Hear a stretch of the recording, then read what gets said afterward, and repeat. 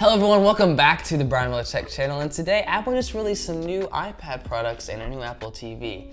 So let's get into that. So I don't know really anything about it except that I looked at the Apple newsroom and saw the products they announced, but I don't know anything about them yet. So we're gonna go ahead and go to Apple's website, and the first one we see is the new redesigned base model iPad. So let's just go ahead and see what Apple has changed here. As you can see, the iPad now is a bit redesigned. It's more in line with the iPad line now, like with iPad Pro, iPad Air, iPad Mini, all having the flat sides and a full screen design, which I love that for the base iPad because for the longest time it was the old design with the home button, Touch ID, and the big borders, forehead and chin. So it's nice to see a change. It's more universal now. Basically, if you look at it, you know it's an iPad. So, but up here it looks like they actually moved the camera horizontally instead of being in portrait, which great. When I use a tablet, I usually use it horizontally, you know, long ways, right? And if I'm on FaceTime calls all the time, because, you know, me and my wife, we have an iPad Pro 2018, we FaceTime on that with the family all the time. We're always looking off to the side to look at the cameras. And if we look at the screen, it just looks like we're like, this is a camera, where I'm looking at that, but I'm looking over here and talking to them like that. It's not very natural. So having it horizontal is actually pretty great because that means if you look straight at the screen, the camera's still in the middle. So sure, it might look like you're not exactly looking at the camera, but it looks just a bit more natural. And that's better. So that's good. But look at these colors, the blue, pink, yellow, and like a silver one. It looks nice. Wait. Is that the old Apple Pencil? It has lightning, doesn't it? Or is it USB-C? I can't tell. Hold on. The all-new iPad is colorfully reimagined to be more capable, more intuitive, and even more fun with an all-new all-screen design. A 10.9 liquid inch Retina display, pretty good, and 4 gorgeous colors. iPad delivers a powerful way to get things done, create, and stay connected. Add on essential accessories designed just for iPad and enjoy endless versatility for everything that you love. So we have Touch ID and the power button now, of course, the 4 bold colors. Ooh, that wallpaper is actually pretty nice. I like that a lot. What is that?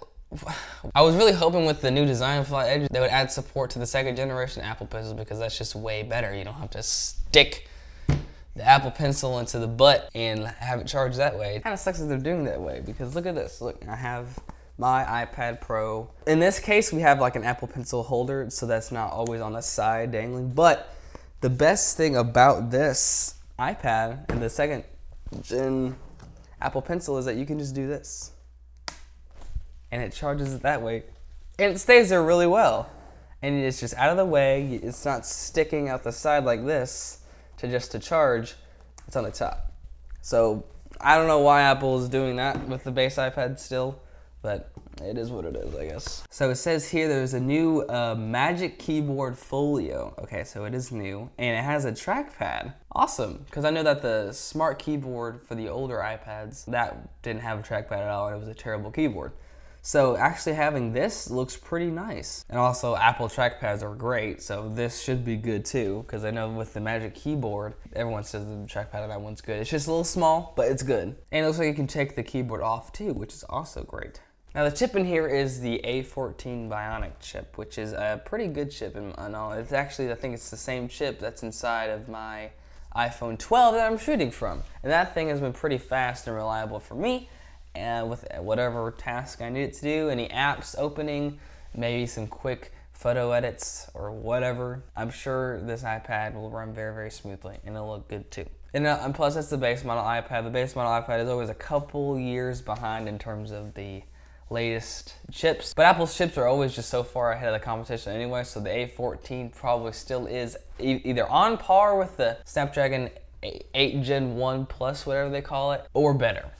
I'm not sure which one is which, but I know that they're either very, very close. So there's that. I'm not sure if the last generation iPad base model had 12 megapixel wide camera at the back, but this one does, so there's that. And also, of course, the front camera has the center stage functionality, which I wish my iPad had, but it does not, mainly because it's 2018. It didn't come till last year, or this year, earlier this year, one of the two, I don't remember. It comes with Wi-Fi 6 and apparently has 5G too, which is pretty nice. I remember when 5G used to be like a premium feature, like with Samsung phones. I remember when they used to say, you know, the S10 plus 5G edition, you know, when 5G wasn't like built into every single phone ever, and they would like mark up the price for it and also make the phone like gargantuan for no reason just because it was 5G. I don't know. Listen, all I know is that it's good to see that lower end products are getting 5G, because I mean, I know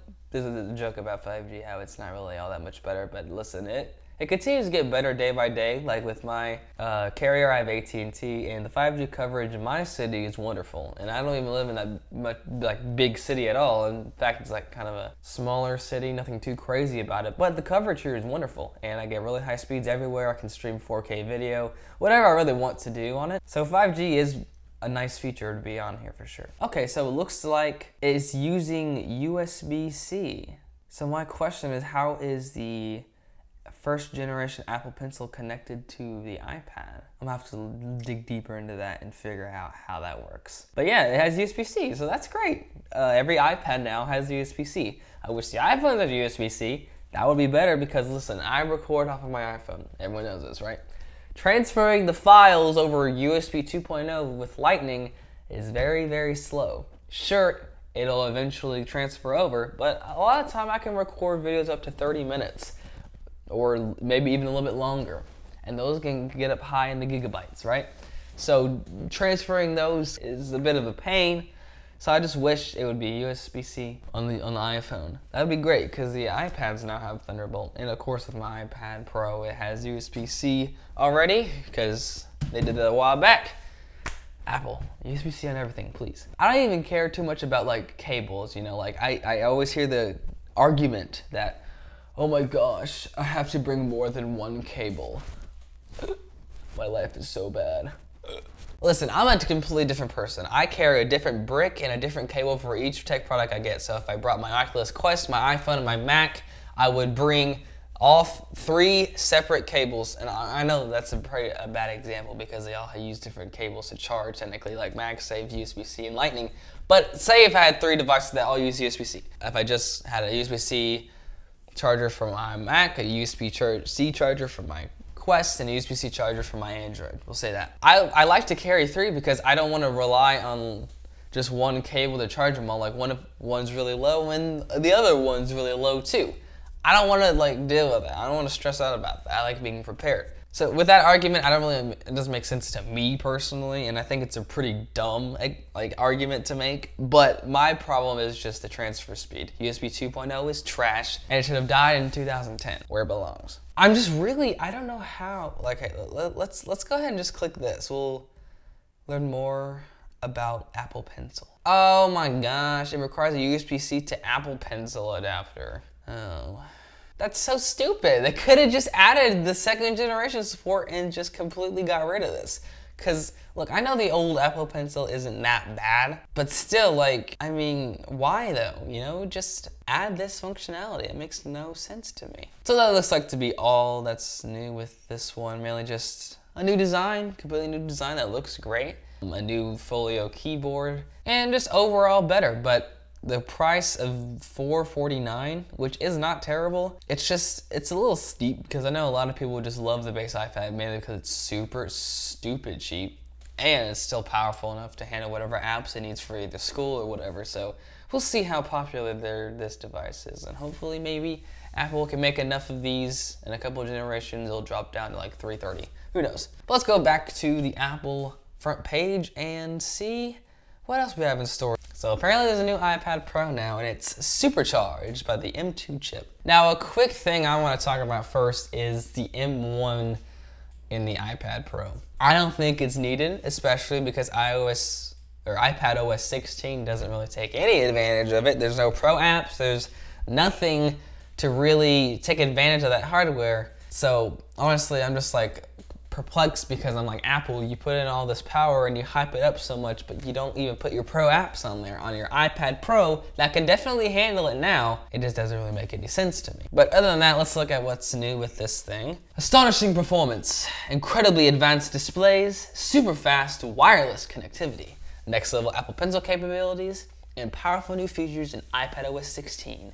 The ultimate iPad experience. The iPad Pro screen detects electromagnetic signals emitted from the tip up to 12 millimeters away. I actually like that. I used to have a Note 5, and that had that feature where basically you just hover over the screen, it'll just show you exactly where it is. You can like press buttons on it to do certain features. So I actually like this. This is pretty cool. Davinci Resolve for iPad. Oh wait, Davinci Resolve? For state-of-the-art cinematic 3D rendering. And Octane? And design. Oh, with more and more they're actually adding professional apps now. Take... Okay, that's pretty cool. So they're actually adding professional apps like Davinci Resolve, a well-known video editing app on iPad now. That's great. What I really want to see now is probably a Premiere Pro and Final Cut Pro, because those are the big boys, you know. That's the one everyone uses these days. Personally, I use Filmora 11. I don't know if Wondershare has, you know, plans to make an iPad Pro app in the future or not, but if so, that'd be great. But still, the big boys need to be on here, I feel like, because it's about time. You know, we have the M1, now the M2. We're finally adding these apps now. Another one would be Xcode, because I know a lot of people, especially nowadays, are learning how to code. But if they can just, you know, purchase an iPad Pro, they can take that really literally everywhere they want to go and code whatever they need to. I know, of course, MacBooks exist, and I love my MacBook Pro, 14-inch. It's great. But iPads are just a bit more portable, like even more so. So having all that power is great and all, but we need to be able to use all that power in the first place. Davinci Resolve for iPad. That's actually really exciting to me. I need to try that out. But I just realized the stupid cameras in the portrait again. Why would you make it better on the base iPad but not for the iPad Pro? That doesn't make any sense. Apple, come on, man. You were so close. Looks like the mini LED is still only on the bigger one, which is kind of sad. Of course, you know, it still has center stage and all that. And it looks like it's just the same camera system as last year with the 12 megapixel wide and 10 megapixel ultra wide. I kind of wish they would, I know it's silly, but put the same exact cameras on the iPhone, on the iPad, just for, you know, fun. It'd be cool, I will say, but it's not really useful on a big old iPad, because I mean, who's gonna want to take all those pictures and videos on a big chunky boy? No. It's better on a phone. 5G 6E and 5G, fast friends. Yeah, I mean, faster Wi-Fi is always good, and of course 5G, like I said before, is great. They're staying up to date with the wireless world. See, they got the good Apple Pencil. Why couldn't they put the camera right here? Right here. It just makes more sense there. The new hover feature, I think, is really cool. Like, that's cool. You know, being able to like just hover the Apple Pencil and, you know, zoom in on the brush size and zoom out on the brush size is perfect. Like, that's exactly what I would imagine that use case be. So that's great. And that seems to be everything really new. Mainly it's just updates, of course, with the processor, M2, new features with the Apple Pencil, the hover technology, which is great. Other than that, it's pretty same old, nothing too crazy going on there. Let me know in the comments if you think this is a worthy upgrade from the last generation. Last thing Apple announced today was the new Apple TV 4K. Now, I just got one for my birthday. My friend Ethan, he bought me one for my birthday. It was the one right before this, and that one had the A14 Bionic Chip in that one. So let's learn everything new with this one. So, of course, it has the great Siri remote. I love that thing, by the way. It's awesome. And, yeah, it just basically just has the A14 Bionic Chip. And it's starting at $129. Now, I don't remember if that was the old price. I'm pretty sure it was like $179 or something like that. But that's pretty competitive in my opinion, especially for Apple. Like, well, let me just tell you, I've used Fire Sticks, I've used, you know, Roku sticks, I use Google Chromecast and all that stuff. Nothing, in my opinion, compares closely at all to the Apple TV 4K experience. Mainly because the Apple TV is so smooth. Like, everything is super quick, super fast. The animations are beautiful and smooth. Honestly, it's just, I don't even want to turn to anything else. And of course, you can pair it with your HomePod if you have that and have an even greater sound experience if you don't already have a sound bar. Apple TV 4K really has been a recent product favorite of mine. You know, before people talk about the Apple TV 4K and how like, oh yeah, it's cool, a new Apple TV, yay. But I've never experienced one mainly because, well, my dad was too cheap to buy one and he got a $50 Amazon Fire Stick instead, which of course the Fire Stick will give you pretty much anything you need, of course, that's not a problem, but it's not as beautiful, if that makes any sense. And of course, if you have Apple products, it just gets even better, thanks to the Apple ecosystem. But yeah, it looks like what's new in here is just the new A14 Bionic Chip. It's actually still in the iPhone 14 base models this year, and it was in the 13 Pros and base model 13s last year too.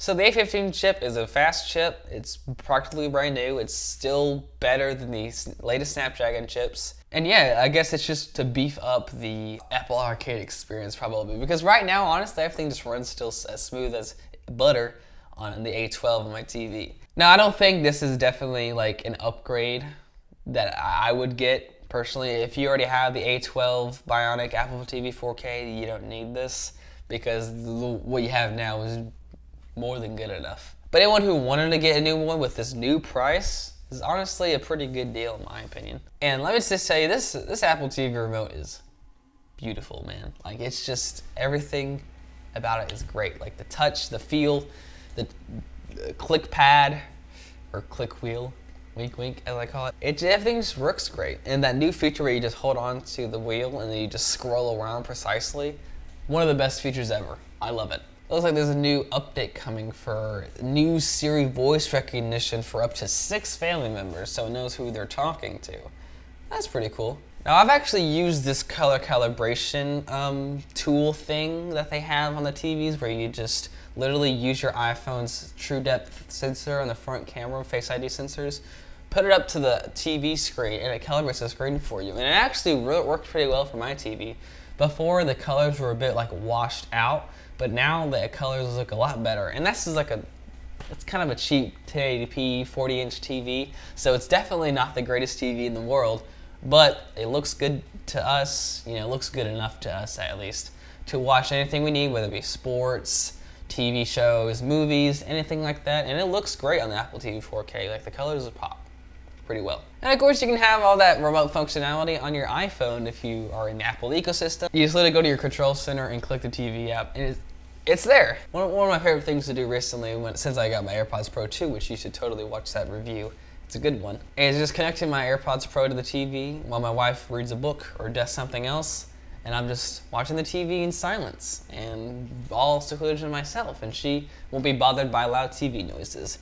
That's one of my favorite things, honestly, the seamless connectivity between every single Apple device and the Apple ecosystem. Actually, I think I might make a YouTube video on the Apple ecosystem and what benefits it has and how it affects my life. So if you want to see that, just give this video a like, leave that in the comments for me. Okay, so I just scroll down to the bottom of the page and there's 2 different tiers. It's Apple TV with Wi-Fi, so no Ethernet, which mine has the Ethernet cable or Ethernet port in the back.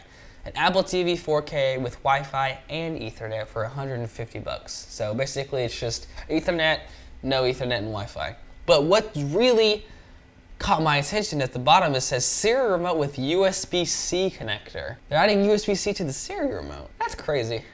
I mean, I haven't really charged my remote at all yet because it lasts a long time, but that has lightning on it, which honestly I feel like for charging, lightning isn't bad. It charges pretty quickly. Of course, it could be way faster with USB-C. So there's that, but with the remote, it lasts a very long time, and you can just keep it plugged in overnight with the lightning, and it shouldn't be a big deal. But adding USB-C to the Siri remote, I think is pretty interesting. It just means that maybe in the future, they're gonna add USB-C to every single device they have, whether it be AirPods, or the iPhones, hopefully soon. Yeah, so USB for the future. But that seems to be all of it. I'm pretty excited for these new products. None of them are really for me per se. It's cool to see new Apple stuff. That's what's most important in my life, of course. The new base iPad looks really interesting. I'm excited for everyone who really wanted this to try it out. I'll probably look at it in a Best Buy store and, you know, check it out there. The iPad Pro is just an incremental update, but it does have a couple of cool features I'm actually pretty excited to try out myself. And the new Apple TV 4K is great. That's all from me today. Thank you guys so much for watching. If you liked the video, please give it a thumbs up. If you didn't like it, that's all right. You can dislike it and tell me what I did wrong in the comments. But actually, I wanna stop you right here. I have a Twitch, twitch.tv/official Brian Miller. Me and my wife almost every single day play Fortnite over there. And if you want to talk to me live and interact with me, that is the best way to do it. So that's @official Brian Miller on Twitch, or just type in twitch.tv/official Brian Miller, and I'll be live and I'll be talking with you. But that's all for me. Thank you guys so much for watching. I'll catch you on the next one. Peace.